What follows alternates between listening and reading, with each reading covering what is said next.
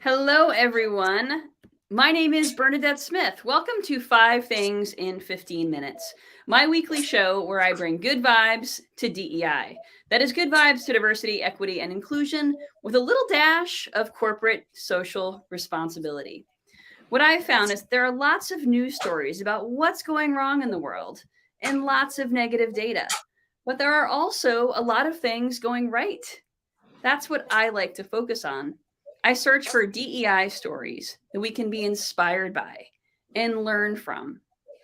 My hope is to inspire you to experiment with some of these inclusive actions and policies within your own organization to help you build a more inclusive world.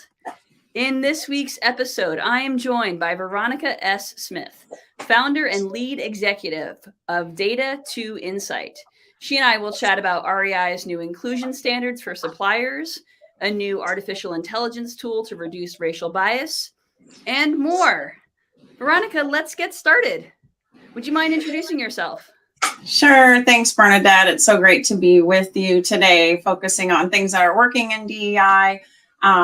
As you said, my name is Veronica Smith, and I'm the founder of Data to Insight.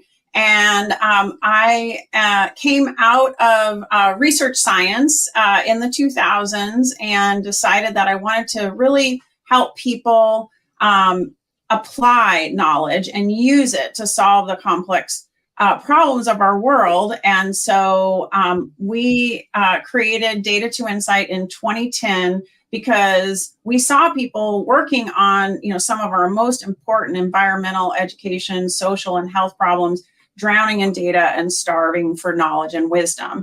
And so what our mission is to partner with people to make meaning of that data and take collective action to create workplaces and communities where everyone can thrive. And so we really envision a world where every person has health, well-being, autonomy, self-determination, and freedom.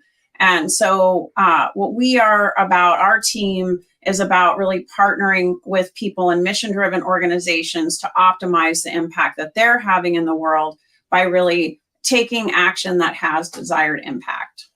Wow. I love the vision of your company, by the way. That is deep. I mean, there's a lot there. That is a lot of work. It's very aspirational and I absolutely love it. I mean, what a better world we would have, right? If that when that comes to fruition. So can you talk to me about some of the types of data that you use or collect or analyze that you find are sort of big social determinants of success or positive outcomes? Anything that and the type of data that you like to look at that you feel is most useful for, I mean, I know you do different types of work besides just DEI, but what is the type of data that really you find to be sort of maybe the most efficient? Oh, wow, that's a big question. The most efficient, well, I would say, one of the things that is probably the most efficient when we're helping organizations assess their own multicultural organizational identity is to look at data that they already have. So, for example, we worked with a publisher that had made a commitment, a more deep commitment to DEI in 2021, and they had started working with a consultant that had done interviews with their authors and things like that. And then they had, their documents for their organization and everything. And they had a pretty limited amount of resources to kind of go to the next level. And so what we did was we looked at the documents they had, both from that consultant and, their existing operations documents, their policies and practices, and then talked with their board and their leaders. And we were able to really help them better understand where they were on the continuum from a monocultural organization where differences are seen as deficits to a multicultural organization where differences are seen as assets, kind of identify where they are in that continuum, and as a result, identify some strategies that they could take next. And one of the ones that came out of that was they really hadn't had a deep conversation with their staff. They had a pretty small team, but that was identified as a gap.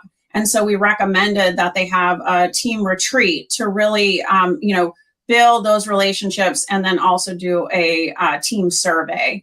And so really the most efficient data you want to look at is the data that you have, so you can then determine what data you need. And the other key about efficiency in looking at data is to make sure that before you look at the data, that you're clear on why you're looking at the data. So what are the key questions that you would like to answer with that data? Because otherwise it can really be easy. Even small organizations have a lot of access to data, more than 30 years ago. And so it's really easy to get lost in the weeds of looking through a lot of information, website data, all this kind of stuff. And then you kind of come out and you've identified some patterns, and then you're like, wait, what, why did we do that again? What do we do with this now? Sure, that makes a lot of sense. I can tell you're really passionate about this, by the way, which is very cool. Very, very cool. Another question for you. Do you recommend and gather data, provide data for DEI reports? Yes. So the DEI reports or when you say DEI report, do you have a specific type of report in mind? So like an annual report that has a DEI section, or a DEI annual report that's sort of a standalone product? Yes, we can do that. And what the types of reports that we provided that have been used for that type of annual reporting or communication are usually results from what we call an organizational assessment. That can include like a survey like the Inclusive 360. It also usually includes interviews and focus groups, perhaps some type of benchmarking, document review. And then, like I said, we use this framework we call the Multicultural Organization Identity Continuum that can help organizations see where they are on that continuum. And then we can share with them, what are recommended strategies. And so then often what leaders will do is use that to then share as part of their strategic planning communication, or, their annual reporting on, this is what we did, this is what we learned, and then these are the next steps to advance this work. That makes a lot of sense. So in this wonderful work that you do, Veronica, what is giving you hope? Well, I was really fortunate to get a chance to go to a racial equity retreat on Friday, hosted by Leadership Tomorrow, which is a leadership development program in the Seattle area that serves the state of Washington. And I actually graduated from that program. It's a 9-month leadership development program. The year that I started Data to Insight, 2010. And one of the things that was really powerful about that was that it was the most diverse group I had been in since I came to Seattle in 1991. And it had a whole weekend on racism. And so it really grounded and reawoken my commitment to racial equity and intersectional equity when I was starting the business. So it's really grounded Data to Insight in equity. And so now they do these retreats this is the second one. And there were about 30 people there, mostly LT alums, wonderful facilitators that had us engaged in activities that involved movement and really challenged me to be very vulnerable, but I felt safe to do so. We had a white caucus group where we got to meditate on some issues that are particularly, about shame for white folks. Really filled my cup. And I was just inspired by all the other people that were in the room who are committed to this work, and like you and me and my team and our teams. And so just knowing that there are people like that out in the world that I may not see every day. Some I knew, some were new to me. It was just really heartwarming, and, again, gave me what I need to be able to continue this work as a justice warrior. And we need those cup filling opportunities, and we need community, right? It's so important. Great. I sounds like an amazing program. All right, so let's get into this week's Good Vibes. And I think the first story, you're in Seattle. This first story is from REI, the REI Co-op. I know there are a couple that are like Nordstrom and REI. I'm glad to see they're doing good. Yeah, so REI has actually established new inclusion standards for its suppliers.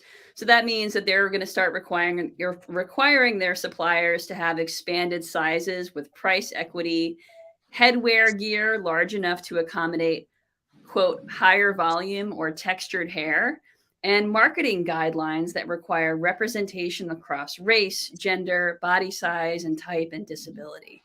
Amazing. Yes. What do you think? I mean, isn't this pretty amazing that what I love about this is that it requires the suppliers to do this. So it's sort of the downstream effect, right? They're using their buying power. Yes. And so what I did when I looked at your 5 things, Bernadette, was I asked myself a question, right? So walking my talk. So why does this action have or not have potential to advance equity in a meaningful way? And so the reason I thought this does have potential to advance equity in a meaningful way is that it is meaningful because the commitment is measurable. So what you talked about is very specific. So it's not just like, hey, we want you to be more DEI friendly. Like, what does that mean, right? So this is very measurable. They set a feasible timeline. Again, so they're being realistic. They're making this something that they're setting the suppliers up for success, because so often these types of asks don't include those components. And without this, you really do not set yourself up to really be able to have a meaningful impact. And so I was really happy to see that. And also that the commitment that REI has made to be fully inclusive, anti-racist, multicultural organization and create a more inclusive outdoor culture, that's also very measurable. And this is clearly aligned and cascading out of that strategic commitment. So again, if you don't have efforts like this that are cascading from your strategy, then again, this is more likely to be a one-off and not to be something that's going to last over time. And that's what we need. We need efforts that are going to be sustainable, because this work takes time. It's not going to, in 18 months, if they do have this, increased equipment, that's one component to increase more diversity in participating in the out of doors, which I love that they cited that over 70% of people who are, in the out of doors in the last year are white. So this is an important step in that direction, and it's just one piece of the puzzle. So it seems like they recognize that. Yeah, I love it. And I love that this is sort of twofold, not only in more inclusive products, but also in more inclusive marketing. So it's not just about marketing to get folks in the door, diverse folks in the door, but also products that are more inclusive of those folks. That's right. Okay, so the next story is about a new artificial intelligence tool to reduce racial bias and stereotypes in advertising. So this tool is called X Stereotype. It's created entirely by people of color who used surveys and focus groups to create profiles that represent various demographic groups. Then those profiles go into this AI tool, which analyzes things like scripts and catches stereotypes, so those stereotypes do not show up in advertising. I love this. I mean, it just gets to the heart, the root cause of bias and stereotypes. Yes, and I really like this too. And I think this has potential to have a meaningful impact because it is filling a gap in existing marketing and advertising, and does have the potential to prevent advertising from doing harm by perpetuating hurtful stereotypes. And one of the problems it solved is, so I was involved in AI when I was in college in the early 2000s, working on my electrical engineering degree, and became an early data scientist. And so I understand how algorithms get taught and how they learn. And so one of the things that this does is really provide curated learning from a group of people that are underrepresented in the broader internet. Because when you're scraping data from Reddit and everything in the internet, and again, one of the things that's another issue that for another day, but there's a lot of stuff that's getting scraped in these algorithms, broadly speaking, that is intellectual property that they shouldn't be allowed to scrape. A lot of it is very biased. It's a small representation of our population. Usually it's predominantly white and predominantly men. And so having a purposeful sample of people of color who can train the algorithm based on their lived experience of bias is really important. I'd love to see this also be done for gender identity. I think Gina Davis is working on some things like this. And then also on sexual orientation and to avoid heteronormative traps. The thing that this doesn't do, that's really important to acknowledge that AI can never really do by itself, is it doesn't help people learn. So if you're using this algorithm and it's telling you, use this person because they're less, ambiguous person of color, but you don't learn why that is, then you're missing an opportunity to help people develop greater culturally responsive solutions. And we need people to be able to learn as much, if not more so, than machines. Oh, that is truer words have never been spoken. Okay, the third story is about how Hershey's Canada released 5 special chocolate bars in time for International Women's Day. And one of the featured faces is that of Faye Johnstone, who is a transgender woman. Now, Hershey received a lot of backlash from anti-transgender folks. But as far as I'm concerned, representation is always incredibly important. Absolutely. The thing that I thought really made this opportunity have meaningful impact in terms of advancing gender equity and particularly trans equity is that the response that Hershey gave to the backlash was that this is a result of a 3-year effort. And we appreciate all the people and partnerships that have contributed to making this, instead of backing down or coming out with some type of response that showed that they were nervous about the backlash. That would have really undermined the whole message. And so I was really glad to see that, again, this isn't just a moment. This is part of a movement at Hershey. And the other thing I love about this is I got introduced to Faye Johnstone, who I was not aware of. And I'm totally in solidarity with her statement that I will always stand up for women and girls, cis and trans. So I am totally just so excited about that. And that's partly what these campaigns are about, is introducing people to heroes and sheroes that we might not otherwise know about. Absolutely. And I think the bottom line always here is transgender women are women. End of That's discussion, right?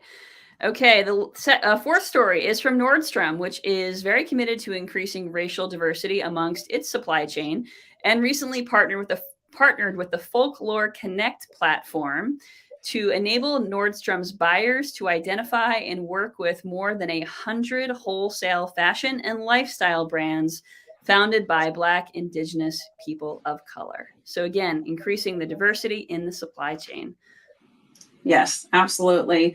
And again, this is something that's not just a moment. It's not like they're just, putting out an ad to say, hey, the folklore group, it's got really great stuff. Nordstrom is really entering into what appears to be a long-term relationship. Amira Rasul, the founder and chief executive of the folklore group, who says she's a lifelong Nordstrom customer, as am I. She said that she really sees this as a mutually beneficial relationship. And that's another thing that's so key, right? About capitalism. Our brand of capitalism historically has been exploitative. So looking for mutually beneficial relationships. And this seems like this really can benefit both traditional Nordstrom customers, create new Nordstrom's customers, and really benefit Black, Latinx, Asian, and other people of color's businesses and designers. So I'm really excited to see what this brings to the Nordstrom marketplace. Absolutely. I love this because white Americans hold 84% of total U.S. wealth. So this is the type of initiative that can really make a difference in reducing the racial wealth gap. I love this. And again, yes, it is like it is a sustainable type of thing, and really can make a huge impact. Okay, so the last story today comes from Gabrielle Union Wade and Dwayne Wade, who are parents of a transgender child.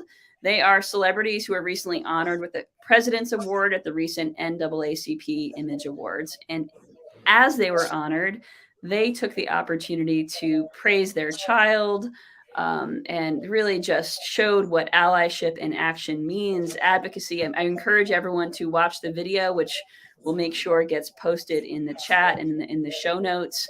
But really, if you want to see what it looks like to be an ally and to even be beyond an ally, to be an advocate as parents or as someone who is, just cares about the LGBTQ community, please watch that inspirational video. Absolutely. This was my favorite of the 5 things. The Wade family is leveraging their fame to advocate for not only the health and well-being of their child, but also for the health and well-being of all LGBTQ young people, especially young people of color. And people of color who are LGBTQ are among the most vulnerable in our society. When we uplift them, we are uplifting everybody. And it warmed my heart to watch the video where Dwayne Wade spoke to his child with love and admiration for being true to themselves. And that's such a beautiful role model for parents around the world. That's what our children need and deserve, to be loved for who they truly are. And I want to give a shout out to the Trevor Project, which is a national nonprofit that I support with my money and my heart. Its mission is to end suicide among LGBTQ young people, and its vision is a world where all of them see a bright future for themselves. There are nearly 2 million LGBTQ plus youth who are considering suicide across the United States on any given day. This is a crisis everywhere, and it touches my life personally, and I know it touches so many people's lives personally. The last thing I want to say on this is intersectional equity advocacy. This is something that white culture has remained dominant because it often pits LGBTQ folks against people of color. And what Gabrielle said was showing that there's a need for racial and LGBTQ equity to be seen together, not separate. Absolutely. And folks, if you don't get the 5 Things newsletter, read the quote or subscribe at 5thingsdei.com, but then read the quote. I mean, she is just a passionate mama bear calling to action, right? Challenging folks to really stand up, particularly for Black folks and trans folks together, Black trans folks. And she said specifically, Black trans folks are being targeted, terrorized, and hunted in this country every day, everywhere, and there's rarely a whisper about it. So what a challenge for us all. So well said, Veronica. Thank you for your passion and for mentioning the Trevor Project, because that's a really important thing. We'll make sure that goes in the show notes as well. To wrap things up, this is Women's History Month. So I wanted to let you know about the National Women's Hall of Fame, which is a really wonderful organization showcasing increasingly diverse women. And you can read about some of their honorees at womenofthehall.org, and we'll put those in the show notes as well. So educate yourself a little bit for Women's History Month, particularly some of the amazing BIPOC women who've done things that we haven't even known about. Their names that we probably don't know in commonly, and they should be celebrated and honored. So Veronica, thank you so much for joining me today. How can folks find you if they want to connect with you? Yeah, I'm on LinkedIn, Veronica Smith, at our website, data2insight.com. And those are probably the best 2 places. My email is veronicasmith at data2insight.com. So I'd love to hear people there. And one of the things I just realized, Bernadette, as part of my work as a LGBTQ advocate is to make sure that I say that I am a queer woman. That's one of the reasons why the LGBTQ issues are so important to me. People can't always tell by how I look. So I want to make sure that I'm not inadvertently passing. And to that end, also because of the issue that we talked about, I'm always happy to be a mentor, especially to other queer folks in business, because we need all of us to be doing this work. Love that. Well, thank you so much for sharing. Thank you so much for being an amazing guest today. And folks, if you don't already get the 5 Things newsletter, you can subscribe at 5thingsdei.com. Have a great week. Thanks, Bernadette. You too.